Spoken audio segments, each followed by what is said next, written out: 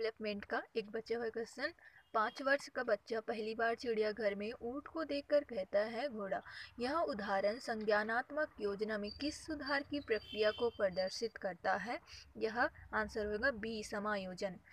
29, एक बालक जिसकी बुद्धि लब्धि 85 है उसे वर्गीकृत किया जाएगा डल, मंद बुद्धि, आंसर सी। 30, एनसीईआरटी की नवीनतम पाठ्यचर्या की रूपरेखा अस्तित्व में आई, आंसर सी 2005 में। फोर्थ पार्ट गणित।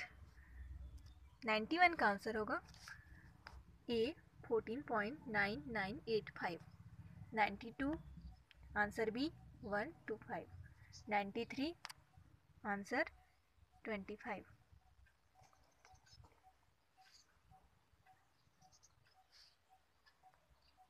94 निम्नलिखित में कौन सा सही नहीं है? तो आंसर डी, उपयुक्त सभी।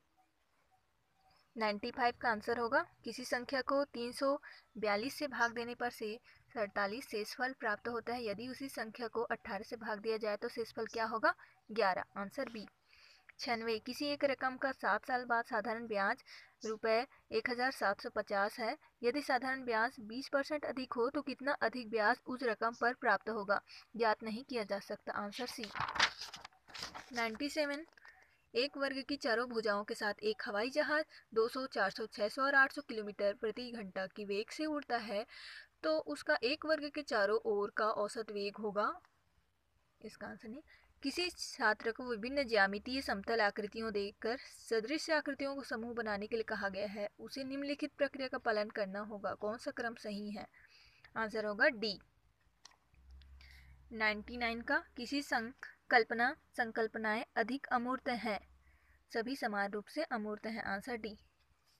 100 किसी त्रिभुज का क्षेत्रफल 216 वर्ग सेंटीमीटर है और उसकी भुजाओं का अनुपात 3, 4, 5 है तो उस त्रिभुज का परिमाप होगा 72 सेंटीमीटर, आंसर डी। 67 में कौन सी संकल्पना आधारभूत नहीं है? आंसर होगा ए, यह संख्या 67 का प्रतीक संकेत है। 102 का किसी व्यक्ति के दैनिक उत्पादन का, इसका आंसर होगा सी, आंसर 1000। 103 का आंसर होगा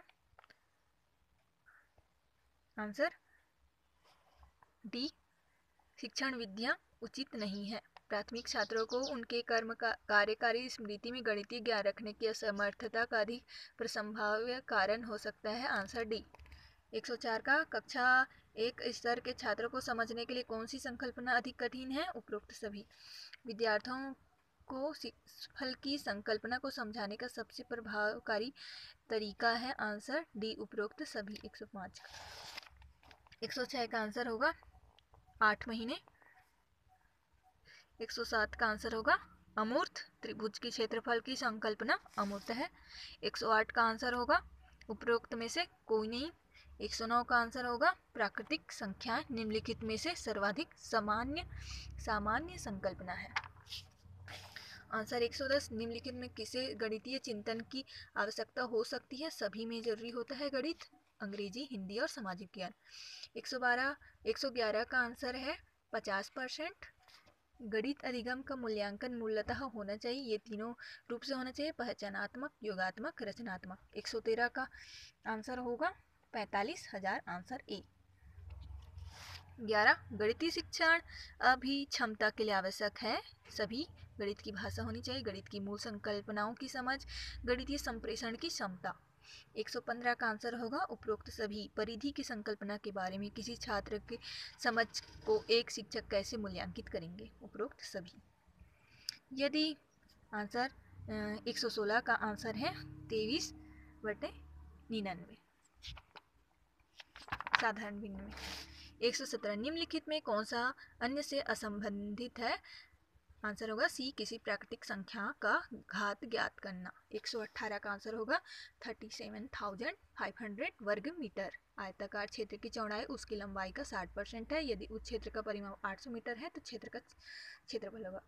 119 का आंसर है 2/3 x का मान। निम्नलिखित का मान ज्ञात करना है तो इसका आंसर होगा 330। अब इन्वायरमेंट पार्ट है, फिफ्थ पार्ट। इसमें से कौन सा पारिस्थितिक तंत्र में गैसीय जैव भू रासायनिक क्रिया नहीं है? तो ये फॉस्फोरस जो होता है वो सॉलिड होता है, नाइट्रोजन जो गैस, कार्बन भी गैस, सल्फर